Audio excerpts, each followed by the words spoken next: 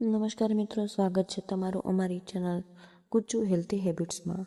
શું તમે ક્યારેય તમારી જાતને રાત્રે 2 અથવા 3 તેનાથી વધુ બાથરૂમ જવા માટે ઉઠતા જોયા? જ્યારે તમે અંતે પથારીમાં પાછા ફરો ત્યારે ઊંઘ નથી આવતી.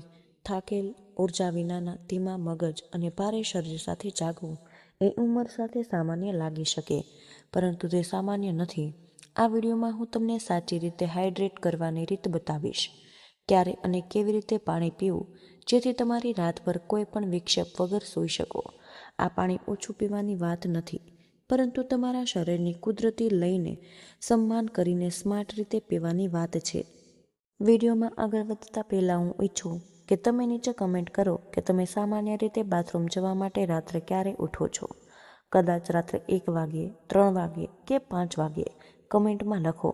તમે જોશો કે ઘણા લોકોને તમારા જેવી જ સમસ્યા છે અને આ એક જૂથ સમુદાય બનાવશે. પછી હવે પાછા આવો, કારણ કે હું જે શેર કરવાની છું તે તમારી રાતો બદલી શકે છે અને દિવસની ઉર્જા પાછી લાવી શકે છે. અમે નોટ કર્યું એક છુપી મહામારી કહીએ છીએ જે લાખો લોકોનો અસર કરે છે, પરંતુ ભાગ્યે જ કોઈ તેના વિશે વાત કરતા હોય. મિત્રો, મારા ક્લિનિકમાં હું દરરોજ આવી વાતો સાંભળું જ છું. પુરુષો અને સ્ત્રીઓ જેવા માનતા હતા કે રાત્રે વારંવાર ઉઠવું પડે છે એ સામાન્ય છે અને ઉંમર વધવાની તે કિંમત છે, પરંતુ તે સામાન્ય હોવા છતાં સામાન્ય નથી. હજારો દર્દીઓની વાતો અને તમારી કમેન્ટ્સ એક ઊંડા વ્યાપક દર્દની પુષ્ટિ કરી જાય છે. રાત્રે 2 કે 3 કે 6 વાર પેશાબ કરવા ઉઠવું પડે છે એ માત્ર અસુવિધા નથી, પરંતુ આ એક એવી સમસ્યા છે કે જે તમારા શરીર, મન અને લાગણીઓને થકાવી દે છે. મિત્રો, હું તમારી સાથે મહેશ શર્માની વાત શેર કરવા માંગુ છું, જેઓ અમદાવાદના 72 વર્ષના વ્યક્તિ છે અને મોડેલ બનવાનો એને શોખ ધરાવતા હતા. આ તેમનો એક જુસ્સો હતો અને તેમને તણાવ મુક્ત રહેવાની પણ રીત તેમને ખબર હતી. પરંતુ જ્યારે તેઓ રાત્રે 4 કે 5 વાર ઉઠવા લાગ્યા ત્યારે તેમનું શરીર સાથ ન આપી શક્યું અને ખંડિત ઊંઘને કારણે તેમના હાથ એટલા બધા ધ્રુજવા લાગ્યા કે તેમને પોતાનો પ્રિય શોખ છોડવો પડ્યો. આંસુ સાથે તેમણે મને એવું કહ્યું કે તેમને એવું લાગવા લાગ્યું છે કે તેઓ થોડા જ મહિનાઓમાં ચતુસ્વર્ષ ઘરડા થઈ ગયા છે. પરંતુ સાચી હાઇડ્રેશન પદ્ધતિ અપનાવ્યા પછી મહેશભાઈ હસતા હસતા મારા ક્લિનિકે તે પાછા આવ્યા અને મને કહ્યું કે હું સળંગ 7 કલાક સૂઈ શકીશ. ગઈકાલે સવારે હું 5 હાથ સ્થિર હતા અને હું મારી વર્કશોપમાં પાછો ગયો અને હું માત્ર સારી ઊંઘ જ સૂઈ નથી રહ્યો, પરંતુ હું ફરીથી જીવી રહ્યો છું. હકીકત તો એ જ છે કે નોક્ટોરિયા માત્ર રાત્રે ઉઠવાની વાત નથી, તે તમારા દિવસમાંથી શું છીનવી લે છે તેની વાત છે. પરંતુ મિત્રો, મારે તમારી સાથે એક ઈમાનદાર રહેવું પડશે. રાત્રે બાથરૂમ જવાનું કારણ હંમેશા માત્ર પાણી પીવાની જ રીત નથી હોતી, પરંતુ તે કહેવું ઘણું બધું સરળ હશે કે હાઇડ્રેશન બદલવાથી બધું ઠીક થઈ જશે. પરંતુ મિત્રો, સત્ય તો એ છે કે કેટલાક કિસ્સાઓમાં અન્ય પરિબળો પણ સામેલ હોઈ શકે છે, જેમ કે પ્રોસ્ટેટ વધવું, ડાયાબિટીસ, સ્લીપ એપિમેનિયા અથવા તો કેટલીક દવાઓ. તેથી આ વિડીયો ચમત્કારી ઇલાજનો વાયદો નથી, પરંતુ આ એક એવી સાબિતી થયેલ પદ્ધતિ છે કે જે મોટા ભાગના લોકો મદદ કરે છે.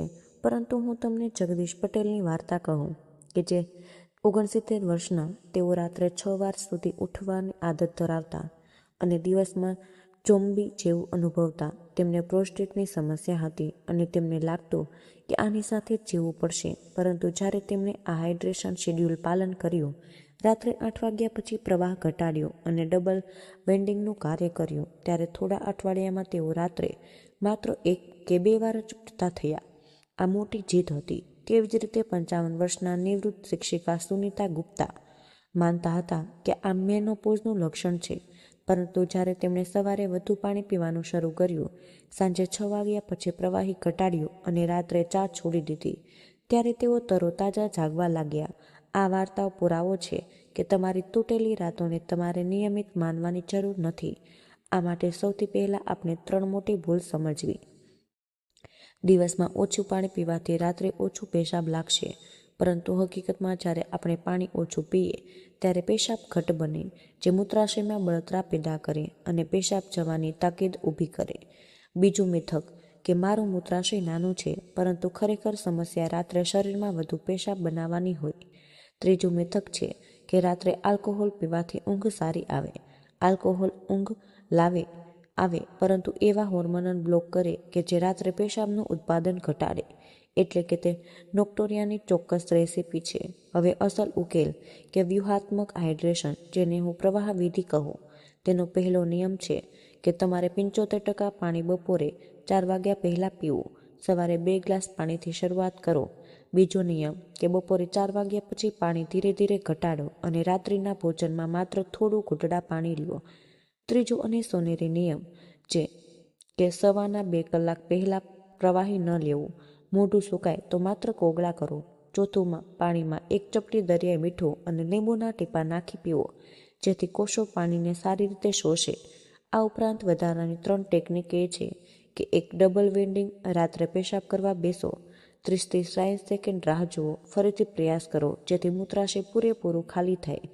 નંબર 2, ગુરુત્વાકર્ષણ લિફ્ટ. સૂવાના 1 કલાક પહેલાં પગને હૃદયના સ્તરથી ઊંચા રાખો, જેથી દિવસનું જમા થયેલું પ્રવાહી પેશાબ વાટે બહાર નીકળી જાય. નંબર 3, મીઠા પર નિયંત્રણ. વધુ પડતું મીઠું ટાળો, કારણ કે તરસ વધારે અને શરીરમાં પાણી રોકે. આ નાના ફેરફાર તમારી રાતો અને જીવન બદલી શકે. આજે જ આ જ પદ્ધતિ શરૂ કરો અને તમારા પરિણામો અમને કમેન્ટમાં શેર કરજો. તો મિત્રો, આજના વિડીયોમાં બસ આટલું જ. આજની આ માહિતી કેવી લાગી તો વિડીયોમાં કયા શહેરમાંથી સાંભળી રહ્યા છો તે કમેન્ટમાં જણાવજો. જો માહિતી પસંદ આવી હોય તો વિડીયોને લાઇક અને તમારા મિત્રો સાથે શેર કરો. ચેનલ પર નવા હોય તો ચેનલને સબસ્ક્રાઈબ કરવાનું ભૂલશો નહીં. નવા વિડીયોમાં ત્યાં સુધી બધાએ સુરક્ષિત રહો, મસ્ત રહો. ધન્યવાદ.